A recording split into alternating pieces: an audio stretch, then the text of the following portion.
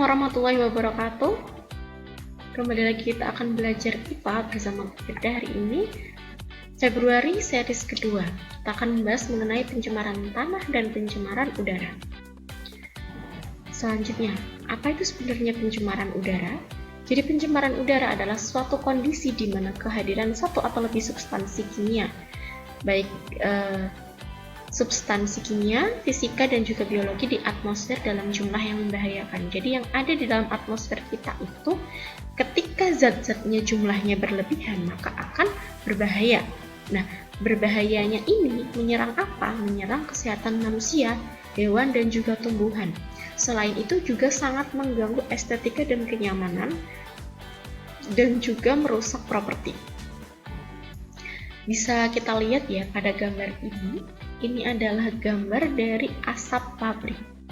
Asap pabrik yang mengepul ini akan terbawa angin ke daerah yang lebih jauh dan akan menyebarkan zat-zat kimia berbahaya tadi. Nah, pencemaran udara ini merupakan suatu perusakan terhadap kualitas udara.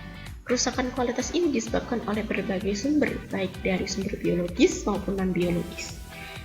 Nah, kalau untuk polusi udara ini bersumbernya dapat dari bermacam-macam, antara lain dari asap kendaraan bermotor, asap pabrik, limbah industri, dan lain-lain.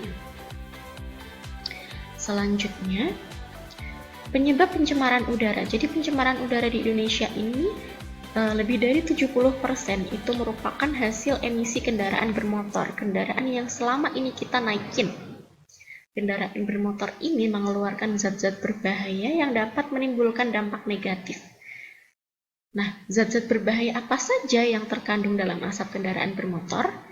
Zat tersebut antara lain ada timah hitam, ada suspended particulate matter, ada oksida nitrogen, ada hidrokarbon, ada karbon monoksida, dan juga ada oksida fotokimia. Selanjutnya sumber pencemaran udara. Jadi sumber pencemaran udara ini dibagi menjadi dua. Yang pertama yaitu sumber pencemaran udara secara alami. Nah, secara alami ini misalnya akibat dari letusan gunung berapi.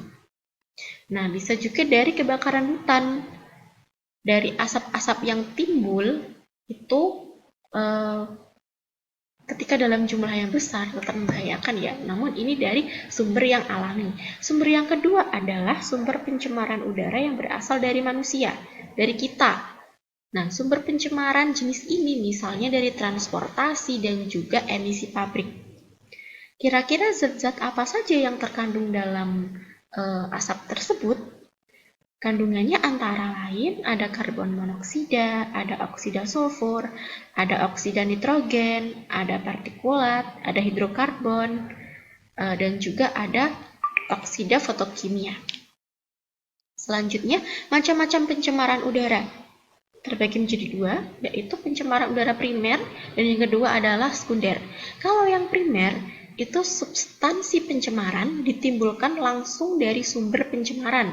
Misalnya, karbon monoksida itu adalah salah satu contoh pencemar udara primer karena ia merupakan hasil dari pembakaran. Yang kedua, pencemaran udara sekunder, yaitu substansi pencemar terbentuk dari reaksi pencemar-pencemar primer di atmosfer. Selanjutnya, dampak pencemaran udara. Ada 4 ya, ada dampak kesehatan, kemudian dampak sosial, dampak pada pendidikan, dan juga terhadap pertanian. Nah, kalau kesehatan, pasti yang diserang adalah paru-paru, serta saluran pernafasan lainnya. Nah, sedangkan yang disebabkan oleh karbon monoksida, ini dapat menyebabkan kesehatan pada hemoglobin pada darah kita. Nah, hemoglobin ini akan terganggu proses pengangkutan oksigennya dalam sel darah. Selanjutnya, dampak sosial. Dampak sosial pencemaran udara. Pada dampak ini, orang-orang tidak akan lagi dapat menikmati udara sehat. Setiap hari harus melihat dan menghirup asap. Akibatnya, aktivitasnya menjadi terhambat. Begitu pula pada pendidikan. Selanjutnya, terhadap pertanian. kurangnya lahan hijau ini menyebabkan banyak sekali tumbuhan yang kurang bisa hidup secara maksimal gitu ya. Akhirnya produksi oksigennya juga akan berkurang. Selanjutnya adalah pencemaran tanah. Nah, ini adalah contoh gambar tanah yang tercemar. Bisa dilihat di sini ada banyak sekali sampah-sampah yang tidak bisa diurai. Contohnya adalah plastik, ada styrofoam, ada kaca, kemudian ada besi-besi yang sudah menjadi serpihan yang sudah tidak bisa dipakai, dan lain sebagainya. Nah, rusaknya tanah ini berkaitan dengan air yang ada di dalamnya. Kandungan air dalam tanah menjadi ikut terganggu, sehingga kehidupan tumbuh-tumbuhan dan juga rantai makanan akan ikut terkena dampaknya. Selanjutnya pencemaran tanah, penyebab dan dampaknya ya. Dibedakan menjadi 3. Penyebab pencemaran diantaranya adalah bahan atau benda yang tidak dapat didaur ulang. Misalnya seperti tadi ya, plastik, kaca, logam, dan karet. Jika benda-benda tersebut tertimbun di dalam tanah, maka struktur tanah menjadi rusak. Kemudian ada zat kimia, paling sederhana yaitu deterjen. Kemudian yang ketiga ada pengikisan lapisan humus oleh air deposit. Kemudian ada jenis-jenis pencemaran tanah.